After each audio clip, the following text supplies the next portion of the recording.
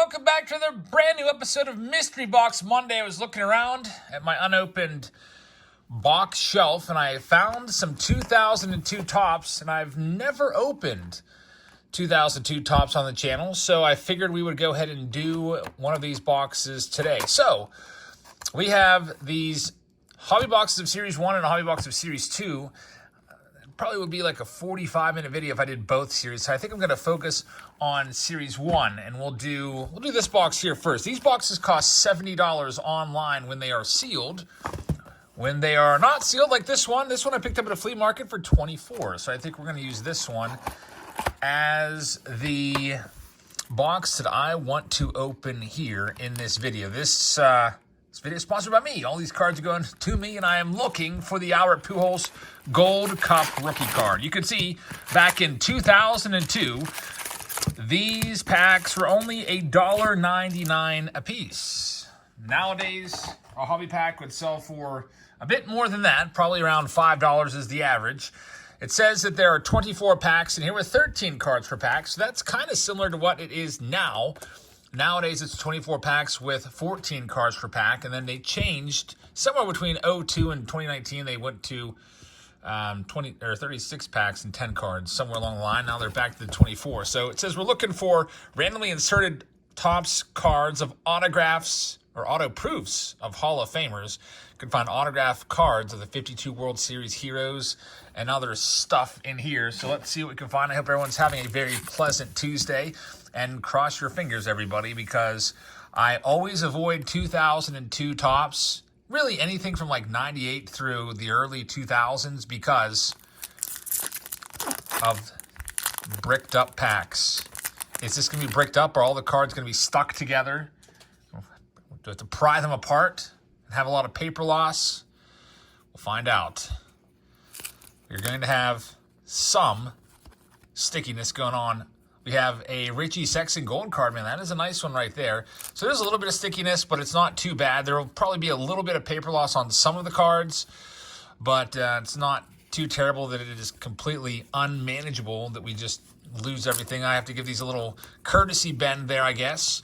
So we've got Tom Goodwin, and Magglio Ordonez is coming up. There's Andrew Jones, who will likely get in the Hall of Fame someday. I think because he is trending in that direction, he will get in. Placido Polanco, here's another Hall of Famer. It is Craig Biggio. Nice one right there. Put that one off to the side. And we've got a Marlon Byrd Prospects card, one of the good prospects in this set. That's a terrible face on Travis Wade. Man, he looks like a Cabbage Patch Kid. And last but not least, we have an Oakland Athletics team card there to round this off. So the main card that I'm looking for here is the Albert Pujols Gold Cup card, and I'm hopeful that we can find an autograph. I still remember picking these up at the flea market probably 2 or 3 years ago. I think I got them at Rogers Flea Market out in Ohio. Let's see what we've got going on in the next one. Denny Nagel, who is a former Pirate. We've got Mark Burley there, who is also on the Hall of Fame ballot, or he was on the Hall of Fame ballot. He'll remain there. You need to get 5% of the vote to carry over from year to year. There's a League Leaders card featuring Mike Mussina, along with Freddie Garcia and Joe Mays. I wonder what they led the league in. Innings pitched, maybe? No, actually, it was earned run leaders. Freddie Garcia to 305, which led the league in 2001. Kind of right around the height of the steroid era. Of course, you all know 2001 was the year that Barry Bonds hit 73 home runs in a season, which is pretty crazy. There's Hall of Famer Joe Torre. We've got a manager card there of Buddy Bell and another manager card of Bruce Bochy. So I'd be really mad if I got this as my pack as a kid. I used to hate the manager card, and the league leaders there featuring Todd Helton and Larry Walker, but there's a little bit of paper loss on that card, unfortunately. We'll move on to the next one and see what we can find. I think it might be better off, or we might be better off when we do that little crack, splitting the pack in half first and then doing it. We've got a Chris George right there. So I decided to take these for myself, by the way, because I was just too afraid of like the paper loss there. If I sold these cards to somebody, and obviously with the paper loss on some of the cards, they may not be a happy camper. We don't want that. We've got a sticker there, a Cleveland Indians sticker, just randomly in there. That's kind of actually cool. I like that. Kind of reminds me of the old 90 Fleer packs where there'd always be stickers at that I would put on my Trapper Keeper and my binders. There's Jorge Fabregas, backup catcher for the Angels. Moving on to the next pack, looks like we have the home run leaders card here. I'm curious if we're going to get an autograph or not. I don't know if there's a guarantee of an auto in here. I doubt it. I don't think I saw it on the box. There's Derek Lee, who, if there was a Hall of Shame for the Pittsburgh Pirates, he would be on it. He would be number one on that list. There's Ricky Henderson in a Padres jersey, one of the many different uniforms of Ricky. But Derek Bell was signed by the Pirates, along with other bum free agents here and there, like this guy, Jeremy Burnett's, near the end of his career. But Derek Bell came in, and he, instead of being all excited, by the way, here's a Jason Bay rookie card, who was the Rookie of the Year in 2004. That's kind of a good one. Derek Bell said, I don't want to play unless I get more money, and I'm going to live in my houseboat outside of PNC Park, and I am now in Operation Shutdown. He actually gave it a term, Operation Shutdown. That pretty much ended his career. I don't know if he ever played for another team after that. Greedy Derek Bell. We have another sticker here, and it is a Pirates sticker, as some of you probably know that I do live near Pittsburgh, about an hour away, so that's cool. There's Sammy Sosa. Nice one right there. Look at all those home runs. 63, 66, 50, 54. That's 64 and 01. Man, so many home runs by Sosa, and he is nowhere near the Hall of Fame. Just another one of those steroid guys from the steroid era. Kind of curious that there's a bunch of riders, maybe not a bunch, but about 16 or 17 riders that I don't know what they were doing, but they banded together and they voted for only PED guys. They voted for A-Rod and Manny Ramirez and nobody else. So I don't know if they're just kind of upset about the state of the Hall and Barry Bonds being kept out along with Roger Clemens. There's a nice card. Look at that Derek Jeter. It's in mint condition right there without any paper loss. We lucked out and got the Jeter on the top of the pack instead of in the middle. In the middle, there'd probably be a little bit of speckles of paper loss on some of these. What are these anyway? National League Central. Win the hat of your choice. All you have to do is send this in and, I don't know, maybe win a hat. I wonder if it's like a drawing. Some kind of gimmick. I always just put those off to the side. I remember when I first got into collecting, they would always give away a trip to the next year's spring training, which is actually a really nice prize. Airfare and everything down to Florida to see whatever team you wanted, or Arizona. That's a great prize, but I never filled those out. Other times they used to do the pack wrapper challenge, and I did do that. I think it was 95 score, that if you collected so many packs, and I think we have a hit here, folks. It's a World Series ticket. Oh, man, here we go. We may have a hit finally, but if you had enough pack wrappers, I don't know if it was 10 or 20 or whatever it was, and then you sent some money for shipping and handling, they would send you a special exclusive set. I used to partake in that. I think I did that once or twice. There's Bobby Cox, who's a Hall of Famer. Jim Tracy. And let's see what we have right here. It is going to be a ticket of some sort. They did say something on the front of the box about a 52, this or that. There's Roy Oswalt Gold Cup card. He was a great pitcher for many years. Einar Diaz, there's a name from the past. And here we go. The checklist card is hiding out. The heck is this? Got me all excited here for no reason, Topps. It is some sort of ticket stub entry form that you send this in, and I guess, what even is this? Enter the ticket to history promotion. I think it's just some promotion. Obviously, it's going to be long since expired if it was anything good. Imagine that poor fellow out there somewhere that's going to end up pulling a golden ticket from 2020 Topps. Remember those? Those golden tickets that sold for $15,000 a piece?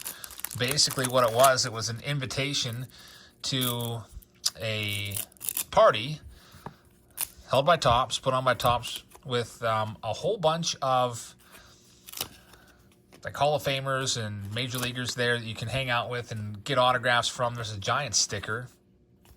Alex Gonzalez. There's probably, I would assume, there's a couple still out there in sealed packs. I mean, I have at least one hobby box of 2020 Topps from Series 1 here sealed, so Watch it be me that has that, and it's now worthless. We have a America United We Stand card with Sammy Sosa with an American flag coming out of the hat. And that must have been right after baseball got back, September 18th, 2001. So for those of you that may have forgotten or not have been alive yet, in 2001, we had the 9/11 attacks on the United States, and baseball shut down that day. They went on hiatus for about a week as the nation mourned and attempted to heal, and baseball coming back was a big part of that process. There's an Own the Game Roger Clemens. There hasn't been a whole bunch of inserts in there. There's one that is pretty cool right there. But baseball was a big plus in helping people at least start to get back to normal a little bit during 9/11. So most of you that lived through 9/11, and here's another United We Stand card featuring ICHIRO and Boone. So this must be an insert set where they feature just every team when they get back, or when they got back on the field on that 18th of September, maybe a scene from that game. But most of you that were alive during 9/11, if you were old enough, you remember exactly where you were that morning, Tuesday morning. I remember I was in college, just woken up and heard somebody in the dorm room next door just kind of like yelling in disbelief. And I was like, well, all right, so something's going on. So I turned on the news and watched the coverage along with the rest of the nation. Really, really crazy time. And in 2005, I got to go and visit Ground Zero when I went to New York City, which was another very somber experience. There's a Barry Bonds home run card right there. Of course, Barry Bonds, I mentioned it earlier, in 2001, he obliterated, well, maybe not obliterated, he passed the previous record of 70 set by McGwire in 1998. But Bonds hit 73 home runs. So he did obliterate the mark that stood for a long time, which was Roger Maris's 61 that he hit in 1961. Of course, Aaron Judge just passed that up this year by one with 62. And there's a Padres sticker. Now I'm convinced that this is just junk, that little ticket. They got me all excited because on the box they were hyping up some 1952 World Series autograph cards. So when I saw the 52 or the ticket, I don't even know what I saw that made me think of 52, but I don't know. Got all excited for no reason, as will happen from time to time. Let's see what we have in this next section. CC Sabathia, that's his Gold Cup card. I think Sabathia will be a Hall of Famer someday. He's got very, very similar stats to Mike Mussina, who's in. Took Mussina a few years to get in, a few tries. It'll probably take CC the same route. It'll take him some attempts, multiple attempts. He's not a first ballot Hall of Famer, I think. That's kind of it's always interesting to see how that works out. Guys like Scott Rowland, for example, he just got elected to the Hall of Fame with, 76% of the vote or so. Now, his first year on the ballot, there's a Royce Clayton Gold card with a little bit of stuff on it. It's numbered 2002. But Scott Rowland's first year on the ballot, you know what his percentage was? It wasn't 76%, obviously. It was less than 75%. It was way less than 75%. He got 10% of the vote. So he was getting about the same amount of support that guys like Mark Burley is getting right now. And he eventually kept working his way up the list. And eventually he got in there. So why the heck did that happen? I don't know. I guess if you think about it, there's so many players on the ballot, and some folks, you only get 10 votes max. So once players fall off the ballot or get elected, that frees up a vote where these writers can then throw it to somebody else if they so choose. People that would go on to vote for Rowland may have voted for him that first ballot, but they could only vote for 10 guys, and who knows, they may have voted for 20 guys if they could have. There's Randy Johnson with that evil stare. Such an intimidating character. And we have former batting champion Freddie Sanchez. That's a nice card right there, a Freddie Sanchez. It's not really worth anything, but still a cool card, and love the Barry Bonds cards. I think Barry Bonds was the best player that I ever saw play baseball. I remember going and seeing him a few times with the Pirates, of course. I didn't go to all that many games when Bonds was in a Pirates uniform. Back then, I was still a kid. And we would maybe go to 2 games a year or so, somewhere in there. So got to see Bonds play in a Pirates uniform, which is cool.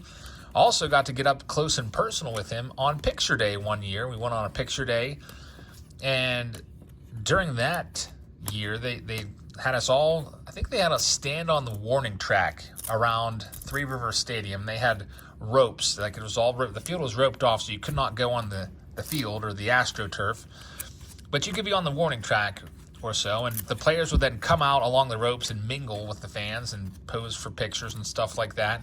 So somewhere in my mom's photography collection, there is a picture of Barry Bonds.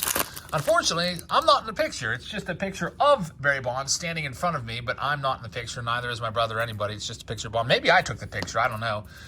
I think back then we may have been given these little not Polaroid, but little disposable cameras. Do you remember those? Those little, like, cardboard cameras that could take pictures? Man, that's a blast from the past. There's another Own the Game card, Roberto Alomar.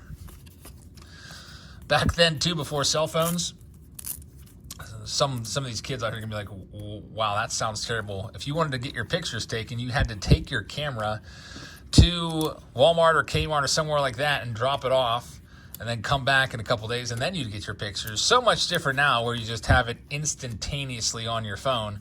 It's amazing how fast technology has just advanced and will continue to advance. That was just, 20, 30 years ago. Just imagine where we'll be in another 30 years. It's kind of scary to think about. There's been articles recently about how this chat bot can just totally replace newspaper writers. And you can say, hey, write an article about this, and it'll just generate it in no time at all.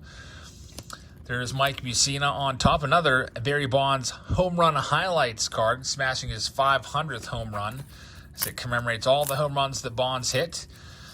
And I don't know if Bonds will ever get into the Hall of Fame. There's Eric Gagne, who won a Cy Young. Gagne versus Bonds was one of the greatest pitching matchups of all time. There's a whole YouTube video, like a 20-minute video about that at-bat. I think it's by, who's it by?